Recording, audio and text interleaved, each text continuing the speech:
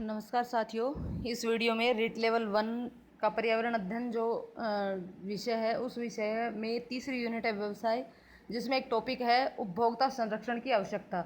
इस वीडियो में उस पूरे टॉपिक को कवर किया जाएगा। दोस्तों, मेरी आपसे रिक्वेस्ट है कि यदि आपने अभी तक इस चैनल को सब्सक्राइब नहीं किया है तो चैनल को सब्सक्राइब कर लें और बेल आइकन पर क्लिक कर लें ताकि आने वाली हर वीडियो का नोटिफिकेशन आपको मिलता रहे। और यदि आपको इस वीडियो का पीडीएफ चाहिए तो वो इस टेलीग्राम चैनल पर आपको मिल जाएगा। यहाँ इस टेलीग्राम चैनल पर जाकर के इसका पीडीएफ प्राप्त कर सकते हैं। तो चलिए फटाफट से वीडियो शुरू करते हैं। सबसे पहले हम बात करते हैं उपभोक्ता संरक्षण की आवश्यकता। हम टॉपिक पढ़ रहे हैं तो इसमें हम पढ़ेंगे उपभोक्ता क्या होता है, किसे कहते हैं उपभोक्ता। उपभोक्ता संरक्षण अधिनियम 1986 के अनुसार कोई भी व्यक्ति जो अपने उपयोग के लिए सामान अथवा सेवाएं खरीदता है वह उपभोक्ता कहलाता है।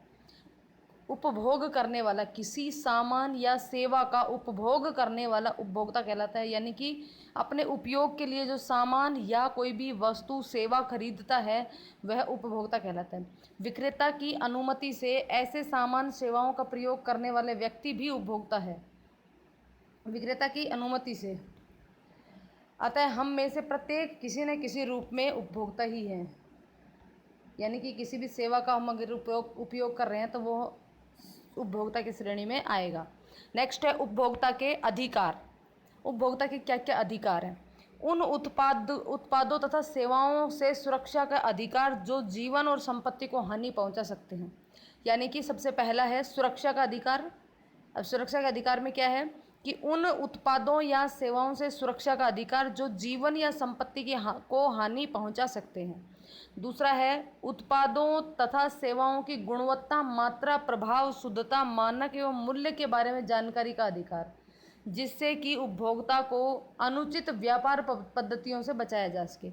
यानी कि जो दूसरा अधिकार है वो है जानकारी का अधिकार, जिसमें आपको किसी भी उत्पाद या सेवा जो आप उपयोग में ले रहे हैं उसकी गुणवत्ता, उसकी मात्रा, उसके द्वारा क्या प्रभाव पड़ने वाला है, उसकी वो कितना शुद्ध है, मानक स्तरों पर खरा है कि नहीं है, उसका मूल्य, इन सभी को जानने का अधिकार एक उपभोक्ता को होता है ताकि वह किसी भी अनुचित व्यापार पद्धतियों से बच सके। तीसरा है जहाँ भी संभव हो वहाँ प्रतियोगात्मक मूल्यों पर विभिन्न उत्पादों तथा सेवाओं तक पहुंच के प्रति आश्वासित होने का अधिकार। यानी कि जो भी हम सेवा या उत्पाद खरीद रहे हैं वो हम तक पहुंच सके, इसका आश्वासन भी हमें प्राप्त होना चाहिए, उपभोक्ता को प्राप्त होना चाहिए, ये उसका एक अधिकार है। नेक्स्ट, सुनवाई का अधिकार।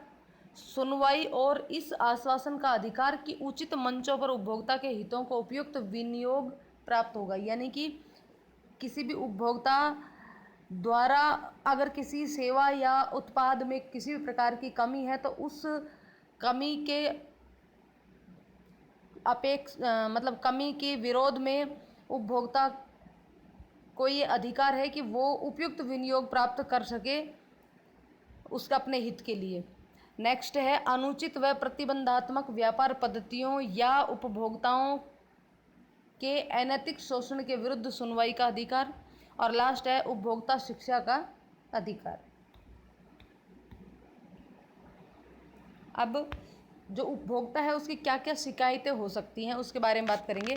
किसी व्यापारी द्वारा अनुचित प्रतिबंधात्मक पद्धति के प्रयोग करने से यदि आपको हानि हुई है अथवा खरीदे गए सामान में यदि कोई खराबी है या फिर किराए पर ली गई या कोई चीज़ किराए पे ली गई है या उपभोग की गई सेवाओं में कमी पाई गई या फिर विक्रेता ने आपसे प्रदर्शित मूल्य अथवा लागू कानून द्वारा अथवा इसके मूल्य से अधिक मूल्य लिया गया है। इसके अलावा यदि किसी कानून का उल्लंघन करते हुए जीवन तथा सुरक्षा के लिए जोखिम पैदा करने वाला सामान जनता को बेचा जा रहा है तो आप शिकायत दर्ज करवा सकते हैं। देखिए शिकायत किस किस की चीज़ की हो सकती है। एक तो किसी भी पद्धति जो कि प्रतिबंधित है उस प्रतिबंधित पद्धति का उपयोग यदि सेवा प्रदाता ने किया है, या फिर आपने जो सामान या सेवा खरीदी है उसमें किसी प्रकार की कमी है या वो खराब चीज़ है, या फिर जो उस वस्तु पर मूल्य अंकित किया गया था उससे अधिक मूल्य पर उसको बेचा गया है, या उस पर जो कानून लागू किया गया था उस कानून का उल्लंघन करते हुए उसको बेचा गया है, या फिर उस वस्तु जो कि प्रतिबंधित थी और उस वस्तु के विक्रय से यानी कि उस वस्तु के उपभोग से किसी उपभोक्ता के जीवन या धन की हानि हो रही है या उसके जीवन की जोखिम पैदा कर रही है, या फिर जनता को किसी जोखिम में डाल रहा है। तो इस प्रकार की हर एक शिकायत आप कर सकते हैं। अब शिकायत कर कौन सकता है? ये तो शिकायतें थी, इन चीज़ों की शिकायतें हो सकती हैं। अब शिकायत कर कौन सकता है? उपभोक्ता के बारे में हमने बताया, उपभोक्ता के अधिकार के बारे में बताया। अब उपभोक्ता क्या शिकायत क्या कर सकता है वो बताया। अब शिकायत कौन कर सकता है और कहाँ कर सकता है वो सब चीज़ें हम यहाँ देखेंगे।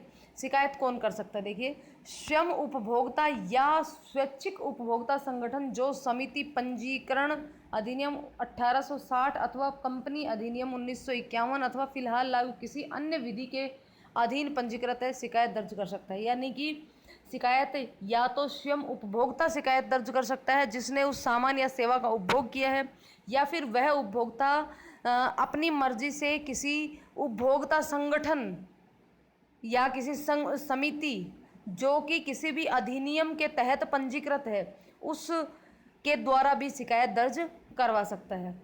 अब ये जो शिकायत क्या होनी चाहिए, शिकायत दर्ज कौन कर सकता है, तो शिकायत दर्ज कहाँ की जाए। अब बात करते हैं कि उस शिकायत को दर्ज कहाँ किया जाए और कैसे किया जाए। तो इन दोनों का जवाब आगे मिलेगा आपको। शिकायत कहाँ की जाए, इसकी अगर हम बात करें तो यह बात सामान्य सेवाओं की लागत अथवा मांगी गई क्षतिपूर्ति पर निर्भर करती है। अगर यह राशि 20 लाख रुपए से कम है तो जिला फोरम में शिकायत करें, और यदि 20 लाख रुपए से अधिक है लेकिन 1 करोड़ रुपए से कम है तो राज्य आयोग के समक्ष शिकायत करें, और यदि 1 करोड़ से अधिक है तो राष्ट्रीय आयोग के समक्ष शिकायत दर्ज की जा सकती है। यानी कि यहाँ पर सीधी सीधी बात है कि यदि आप जिस भी संबंध में यानी कि जिस भी सेवा या वस्तु के संबंध में शिकायत दर्ज करवाना चाहते हैं और उसकी मांग करना चाहते हैं, क्षतिपूर्ति की मांग करना चाहते हैं, तो यदि वह 20 लाख या 20 लाख से कम है तो आपको शिकायत जिला फॉर्म में करनी होगी, जिला स्तर पर करनी होगी। यदि वो राशि 20 लाख से 1 करोड़ रुपए के बीच की है तो आपको इसकी शिकायत राज्य स्तर पर करनी होगी, और यदि 1 करोड़ रुपए से भी अधिक की राशि है जो क्षतिपूर्ति के रूप में मांगी गई है तो उसकी शिकायत राष्ट्रीय स्तर पर करनी होगी। अब शिकायत कैसे दर्ज की जाती है, देखिए कैसे दर्ज की जाती है। उपभोक्ता द्वारा या जो भी शिकायत कर रहा है इसकी वो कोई समिति हो सकती है, पंजीकृत समिति हो सकती है, द्वारा शिकायत सादे कागज पर की जा सकती है। सादे कागज पर की जा सकती है। शिकायत में शिकायतकर्ताओं तथा विपरीत पार्टी के नाम का विवरण लिखा होता है, पता लिखा होता है, शिकायत से संबंधित जो भी तथ्य होती है ये सब लिखे हुए होते हैं, और कब और कहाँ ये सब हुआ वो भी लिखा होता है आदि का विवरण। शिकायत में उल्लिखित आरोपों के समर्थन में दस्तावेज साथ ही प्राधिकृत एजेंट के हस्ताक्षर होने चाहिए। एक प्रकार की शिकायत दर्ज कराने के लिए किसी वकील की आवश्यकता नहीं होती, साथ ही इस कार्य का नाम मात्र न्यायालय शुल्क ली जाती है। यानी कि इसका कोई ज़्यादा शुल्क नहीं होता है, ना ही किसी वकील की आवश्यकता होती, केवल सादे कागज पर आप शिकायत दर्ज करवा सकते हैं। शिकायत दर्ज करवाते समय शिकायतकर्ता का पूरा विवरण होना चाहिए, नाम पता सब कुछ होना चाहिए। जिस पार्टी के विरुद्ध शिकायत कर रही है उस पार्टी का भी नाम पता होना चाहिए। आप किस प्रकार की शिकायत कर रहे हैं वो लिखित तो होना चाहिए। वो सामान का लेन देन आपने कब किया और कहाँ किया ये भी लिखा हुआ होना चाहिए। और जिस संबंध में आप शिकायत करना चाहते हैं, जो आरोप आप लगा रहे हैं, उन आरोपों का समर्थन करने वाले सभी दस्तावेज किसी प्राधिकृत एजेंट के हस्ताक्षर के साथ होने चाहिए। आप शिकायत इस तरीके से कर सकते हैं। उपभोक्ता संरक्षण अधिनियम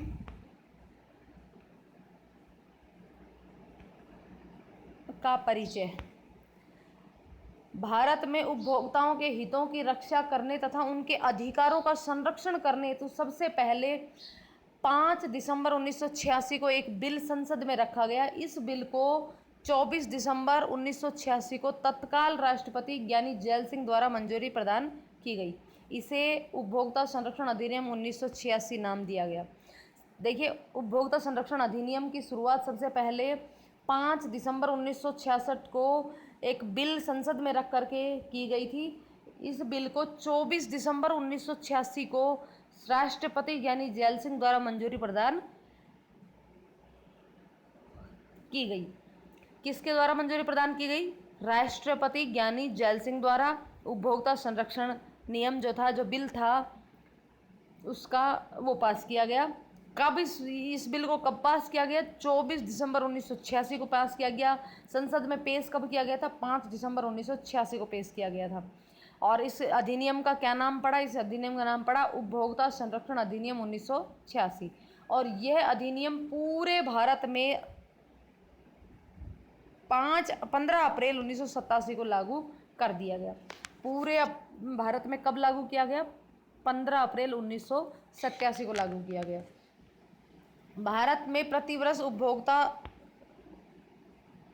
दिवस 24 दिसंबर को मनाया जाता है, जिस दिन इस अधिनियम को पास किया गया ज्ञानी जैल सिंह द्वारा। विश्व स्तर पर उपभोक्ता दिवस प्रतिवर्ष 15 मार्च को मनाया जाता है। 15 मार्च को मनाया जाता है क्योंकि विश्व स्तर पर पहली बार उपभोक्ता संरक्षण अधिनियम 15 मार्च 1962 को अमेरिका के तत्काल राष्ट्रपति जॉन कैनेडी द्वारा लागू किया गया। भारत में किसके द्वारा किया गया? राष्ट्रपति ज्ञानी जैल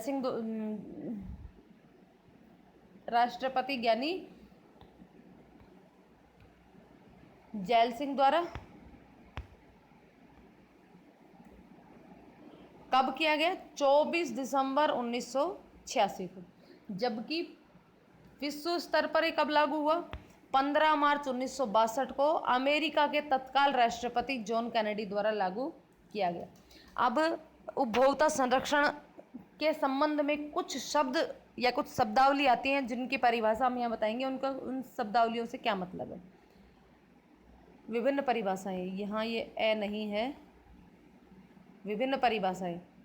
सबसे पहले समुचित प्रयोगशाला। क्या होती है प्रयोगशाला? समुचित प्रयोगशाला वह प्रयोगशाला जो केंद्र सरकार द्वारा मान्यता प्राप्त होती है।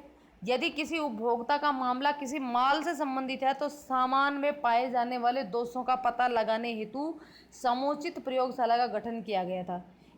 इन प्रयोगशालाओं की रिपोर्ट के आधार पर ही न्यायालय द्वारा मामलों के अंतिम निपटारा किया जाता है। यानी कि ये एक ऐसी प्रयोगशाला है कि यदि किसी वस्तु या किसी माल में खराबी पाई जाती है तो उस माल का क्या उसके अंदर दोष है, उस से संबंधित इस प्रयोगशाला में प्रयोग करके जो रिपोर्ट दी जाती है, उसी रिपोर्ट के आधार पर न्यायालय द्वारा उस मामले का निपटारा किया जाता है। एक शब्द आया था शिकायतकर्ता। तो शिकायतकर्ता वैसे कौन होता है, शिकायत कौन कर सकता है, ये हमने बता दिया। फिर भी एक बार इसको शिकायतकर्ता को डिफाइन कर लेते हैं। इस अधिनियम के अनुसार शिकायतकर्ता की श्रेणी में निम्न व्यक्तियों को शामिल किया जाता है। एक उपभोक्ता द्वारा शिकायत की जा सकती है। जो स्वयं जिस वस्तु या सेवा का उपभोग कर रहा है वह खुद भी शिकायत कर सकता है। एक से अधिक उपभोक्ताओं द्वारा शिकायत की जा सकती है। उपभोक्ताओं की अनुपस्थिति में उनके प्रतिनिधि द्वारा भी शिकायत की जा सकती है। उपभोक्ता मंच के द्वारा भी शिकायत की जा सकती है और सरकार के द्वारा भी शिकायत की जा सकती है। तो यहाँ पे शिकायतकर्ता 5 प्रकार के हुए। खुद उपभोग करने वाला व्यक्ति, एक से अधिक उपभोग करने वाले व्यक्ति, उपभोग करने वाले यानी कि उपभोक्ता के अनुपस्थिति में उसका कोई भी प्रतिनिधि शिकायत कर सकता है, उपभोक्ता मंच शिकायत कर सकता है, या सरकार द्वारा भी शिकायत दर्ज की जा सकती है। अब शिकायत क्या हुई जो बता दिया है पहले, पर वापस से एक बार इसको रिवाइज कर लेते हैं। शिकायत इस अधिनियम 1986 के अनुसार शिकायत को किस तरीके से डिफाइन किया गया, क्या डेफिनेशन दी गई। शिकायत इस अधिनियम के अनुसार एक शिकायतकर्ता द्वारा निम्नलिखित मामलों की शिकायत दर्ज की जा सकती है। फर्स्ट है व्यापारी द्वारा अनुचित व्यापार व्यवहार करने, अनुचित व्यापार व्यवहार करने पर, यानी कि अगर कोई भी व्यापारी अनुचित व्यवहार करता है तो उसके विरुद्ध शिकायत की जा सकती है। व्यापारियों द्वारा एमआरपी से ज़्यादा कीमत पर वस्तुओं को बेचने पर, यानी कि वस्तु पर जो मैक्सिमम रेट लिखा हुआ होता है, प्रिंट रेट, उस प्रिंट रेट से ऊपर अगर कोई वस्तु हमको बेचता है तो हम उसकी शिकायत कर सकते हैं। माल की पैकिंग खराब होने पर भी शिकायत की जा सकती है, और सेवाओं का उचित समय में निष्पादन नहीं होने पर भी शिकायत दर्ज की जा सकती है। मतलब यदि हमें किसी सेवा का करार 5 दिन के अंदर होने का किया गया था, लेकिन 5 दिन में भी उस सेवा हमको नहीं मिलती है, तो भी हम उस समय की बर्बादी के विरुद्ध उचित समय पर निष्पादन नहीं होने के लिए भी शिकायत दर्ज कर सकते हैं। अब देखिए यहाँ पे उपभोक्ता को भी 2 श्रेणियों में बांटा गया है। इस अधिनियम के अनुसार उपभोक्ता को 2 भागों में विभाजित किया गया है, एक तो माल का उपभोक्ता और दूसरा सेवा का उपभोक्ता। माल का उपभोक्ता और दूसरा सेवा का उपभोक्ता। देखिए माल का उपभोक्ता कौन होता है? माल का उपभोक्ता बाह्य व्यक्ति होता है जिसने कोई भी माल खरीदा या खरीदने का वादा किया हो। यानी कि यहाँ पे माल का उपभोक्ता उस व्यक्ति को कहेंगे जिसने किसी भी सामान को या तो खरीद लिया है या फिर खरीदने का करार किया है, यानी कि वादा किया है, और उसने उस चीज़ के लिए ना तो तुरंत भुगतान किया है और ना ही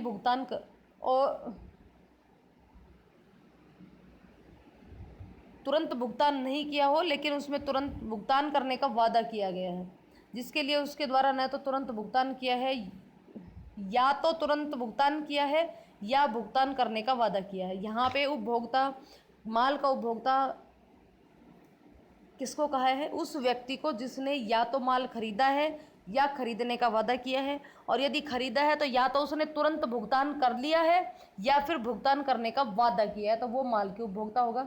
दूसरा होता है सेवा का उपभोक्ता। सेवा का उपभोक्ता क्या होता है? सेवा का उपभोक्ता वह व्यक्ति होता है जिसके द्वारा या तो कोई सेवा ली जा चुकी है या सेवा लेने का वचन दिया है, जिसके लिए उस व्यक्ति द्वारा तुरंत भुगतान किया जा चुका है या भुगतान करने का वचन दिया गया है। अब इसकी आवश्यकता क्यों हुई? उपभोक्ता, जो हमारा मेन टॉपिक है वो उपभोक्ता संरक्षण अधिनियम की आवश्यकता, तो इसकी आवश्यकता क्यों हुई, चलो ये देख लेते हैं। सबसे पहला इसका बिंदु है उपभोक्ताओं के हितों की रक्षा करने के लिए उपभोक्ता संरक्षण अधिनियम की आवश्यकता हुई। उपभोक्ताओं के अधिकारों का संरक्षण करने हेतु, समय समय पर सरकार को परामर्श देने हेतु, उपभोक्ताओं के विवादों का निपटारा करने हेतु और बाजार को उपभोक्ता केंद्रित बनाने हेतु उपभोक्ता संरक्षण अधिनियम का गठन किया गया।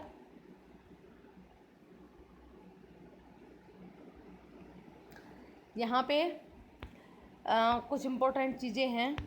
यदि किसी व्यक्ति द्वारा निःशुल्क रूप से कोई वस्तु या सेवा ली जाती है तो उस व्यक्ति को उपभोक्ता संरक्षण अधिनियम 1986 के अंतर्गत उपभोक्ता की श्रेणी में शामिल नहीं किया जा सकता। हमने अभी बताया कि क्या क्या उसके अंदर शामिल है। अब यहाँ पे कुछ बिंदु बताने वाली हूँ मैं, जो उपभोक्ता को उपभोक्ता की श्रेणी में शामिल नहीं किया जाता। सबसे पहला है कि यदि किसी व्यक्ति ने कोई भी वस्तु या सेवा फ्री में निःशुल्क ली है तो उस उपभोक्ता को उपभोक्ता श्रेणी में शामिल नहीं किया जाता, यानी कि उसने उस सेवा या वस्तु का मूल्य अदा नहीं किया तो वह उपभोक्ता की श्रेणी में नहीं आएगा। दूसरा, यदि किसी व्यक्ति के द्वारा पुनः विक्रय करने के उद्देश्य से कोई वस्तु खरीदी जाती है तो उस व्यक्ति को उपभोक्ता संरक्षण अधिनियम 1986 के तहत उपभोक्ता की श्रेणी में शामिल नहीं किया जाएगा। यानी कि यदि कोई व्यक्ति है वो स्वयं किसी वस्तु या सेवा का उपभोग ना करके किसी थर्ड पार्टी के लिए वस्तु या सेवा को प्राप्त करता है, यानी कि कोई सेवा ग्रहण करके आगे वापस से उस सेवा को विक्रय करने के उद्देश्य से खरीदता है, तो वह व्यक्ति उपभोक्ता संरक्षण अधिनियम 1986 के अंतर्गत उपभोक्ता की श्रेणी में नहीं आएगा। यदि किसी व्यक्ति के द्वारा रोजगार करने के उद्देश्य से कोई वस्तु खरीदी जाती है तो उस व्यक्ति को इस अधिनियम के अनुसार उपभोक्ता की श्रेणी में शामिल नहीं किया जाएगा। यानी कि कोई भी वस्तु या सेवा इस प्रकार से खरीदता है कि वह उसका व्यापार करेगा या उससे रोजगार प्राप्त करेगा तो वह भी उस उपभोक्ता संरक्षण अधिनियम के तहत उपभोक्ता की श्रेणी में नहीं आएगा। अब आगे है उपभोक्ता विवाद निवारण व्यवस्था। देश में उपभोक्ता विवादों के निवारण हेतु त्रिस्तरीय अर्ध न्यायिक व्यवस्था की गई है।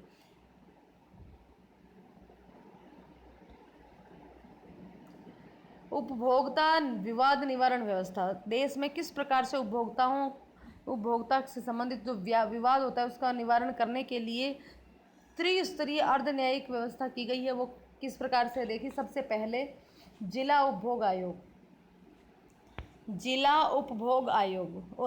उपभोक्ता आयोग, जिला उपभोक्ता आयोग, यह राज्य सरकार द्वारा स्थापित किया जाता है। जिला उपभोक्ता आयोग प्रत्येक जिले में होता है, जो राज्य सरकार द्वारा आयोजित किया जाता है। एक जिले के लिए एक या एक से अधिक उपभोक्ता आयोग की स्थापना भी की जा सकती है। जैसे कि जयपुर में 2 उपभोक्ता आयोग स्थित हैं। इस उपभोक्ता आयोग के सदस्य कौन होते हैं? तो सभापति सहित 3 सदस्य होते हैं, जिसमें से 1 महिला होना जरूरी है। इसकी योग्यता क्या होनी चाहिए? प्रशासन से संबंधित 10 वर्ष का अनुभव होना चाहिए। चुनाव प्रक्रिया किस प्रकार की होगी? राज्य सरकार द्वारा चयनित समिति की सिफारिश पर, राज्य सरकार द्वारा चयनित जो समिति है उसकी सिफारिश पर इसके चुनाव प्रक्रिया शामिल होगी। इस आयोग की कार्यकाल कितना है? 5 वर्ष या 65 वर्ष, जो भी पहले पूरे होते हैं वही इस आयोग का कार्यकाल है। त्यागपत्र किसको दिया जाता है? राज्य सरकार द्वारा इसका गठन किया जाता है और त्यागपत्र भी राज्य सरकार को ही दिया जाता है। इसके क्या क्या क्षेत्राधिकार हैं? माल व सेवा का मूल्य तथा क्षतिपूर्ति के दावे की राशि यदि 1 करोड़ रुपए तक है तो पहले 20 लाख तक जो शिकायत होगी वो जिला कार्यालय में या जिला आयोग में कर सकते हैं। अब इसमें शिकायत करने की प्रक्रिया क्या है? भौगोलिक आधार पर शिकायत किसी भी जिले से की जा सकती है। देखिए, पहले ये प्रावधान था कि जो उपभोक्ता है वो जिस जिले में रहता है उसी जिला आयोग में वो शिकायत कर सकता है, लेकिन अब ऐसा नहीं है।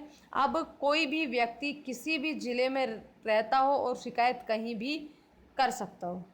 शिकायत पहले ऐसा प्रावधान नहीं था। विरोधी को 21 दिन के भीतर प्रति भेजना, यानी कि जो शिकायत करता है, उपभोक्ता जो शिकायत करता है तो वो जिसके विरुद्ध शिकायत करता है उस विरोधी को 21 दिन के भीतर उस शिकायत की प्रति भेजी जाती है और 30 दिनों के भीतर अनुमति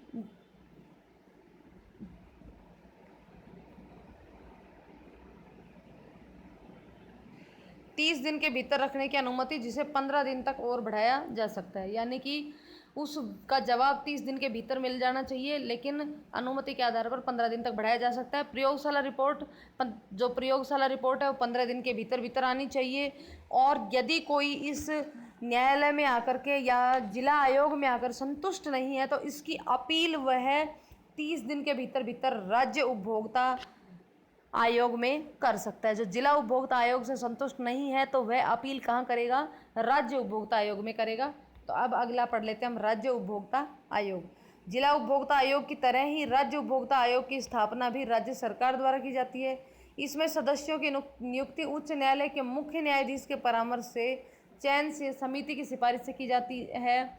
इसमें भी सदस्य संख्या अध्यक्ष सहित 3 होती है, जिसमें 1 महिला का होना जरूरी है और इसकी न्यूनतम आयु 35 वर्ष है। यानी कि इसमें सदस्यों की संख्या की जो न्यूनतम आयु 35 वर्ष है।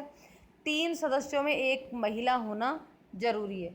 इसका कार्यकाल 5 वर्ष या 67 वर्ष, जो भी पहले हो, इसका कार्यकाल है। इसका क्षेत्राधिकार या सुनवाई 1 करोड़ रुपए से लेकर के 10 करोड़ रुपए तक के मामलों में पहले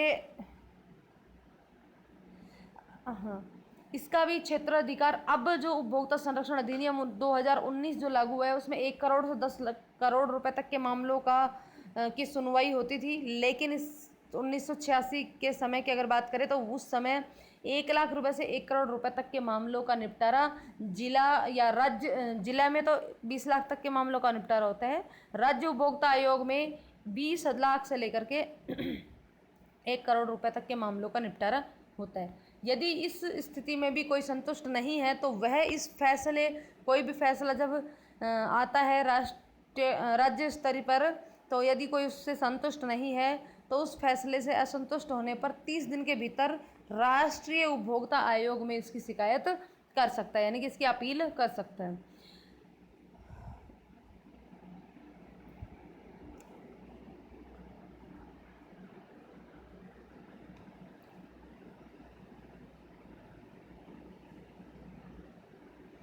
राज्य उपभोक्ता आयोग का जो अध्यक्ष होता है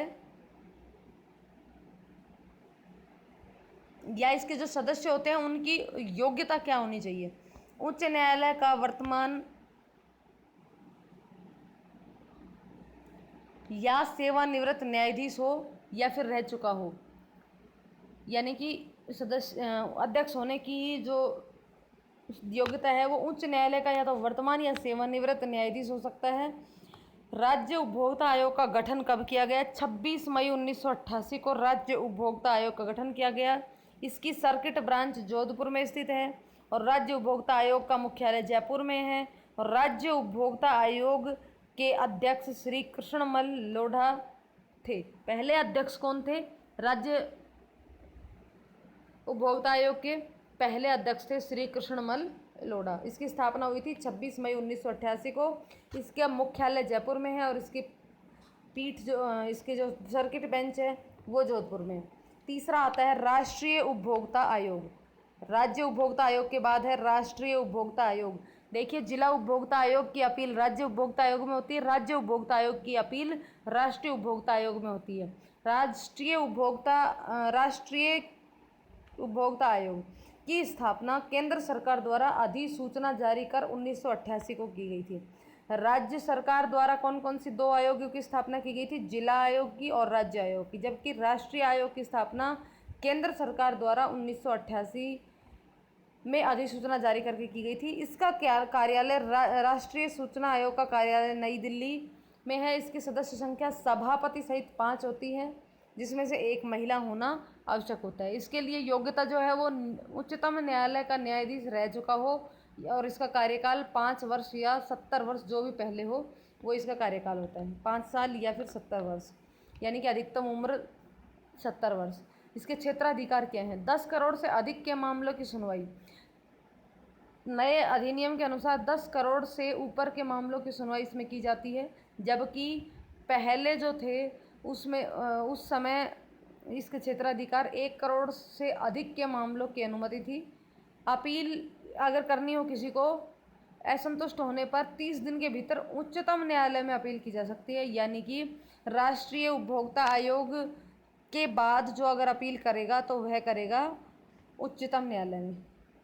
इसका कार्यकाल, राष्ट्रीय उपभोक्ता आयोग का कार्यकाल 5 वर्ष या 70 वर्ष, जो भी पहले हो। क्षेत्राधिकार क्या है? 10 करोड़ से अधिक के मामलों की सुनवाई। पहले 1 करोड़ से अधिक के मामलों की सुनवाई होती थी। फैसले से असंतुष्ट होने पर 30 दिन के भीतर उच्चतम न्यायालय में अपील की जा सकती है।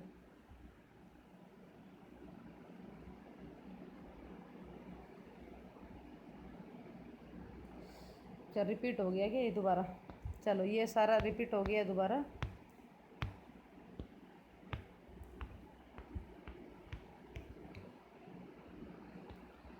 अब बात करते हैं उपभोक्ता संरक्षण परिषद की। उपभोक्ता संरक्षण अधिनियम 1986 के अंतर्गत उपभोक्ताओं के हितों की रक्षा करने और उनके अधिकारों का संरक्षण करने हेतु समय समय पर सरकार को परामर्श देने के लिए उससे संबंधित नियम लागू करने के लिए 3 स्तर पर उपभोक्ता संरक्षण परिषद की गठन किया गया है। इन परिषदों के द्वारा उपभोक्ता के विवादों का निपटारा ही नहीं किया जाता, बल्कि विवादों के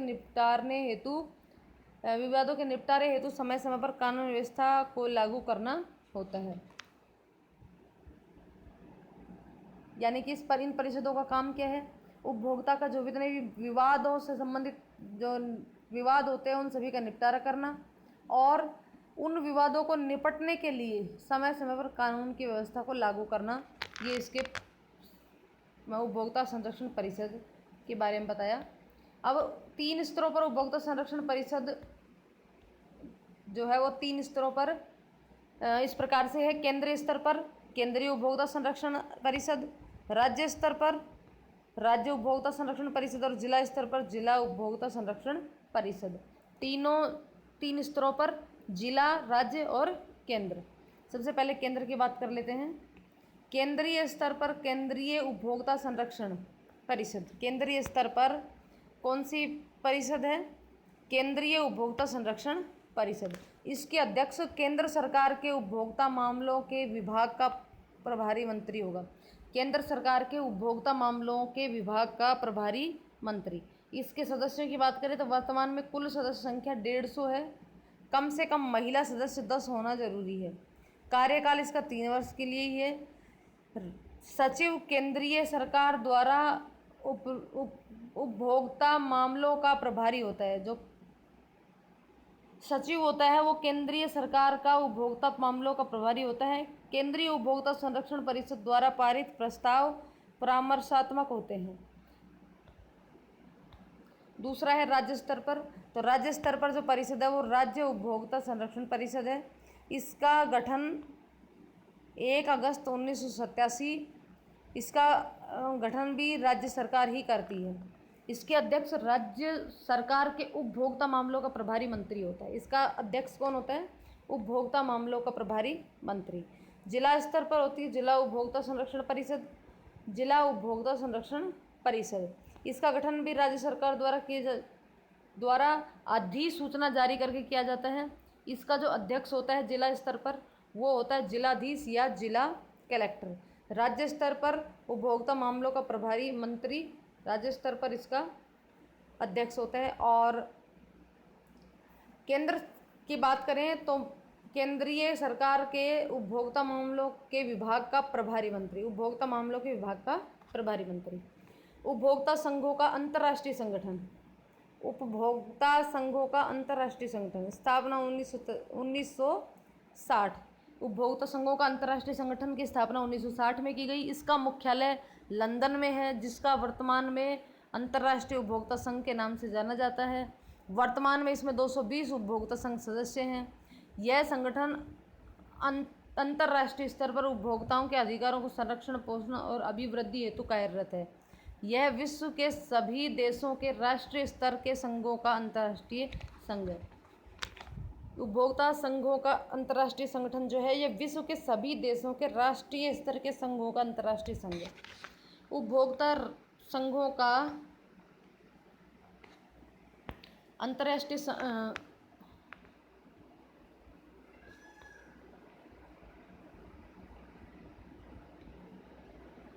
ये यहाँ ख़त्म हो गया है।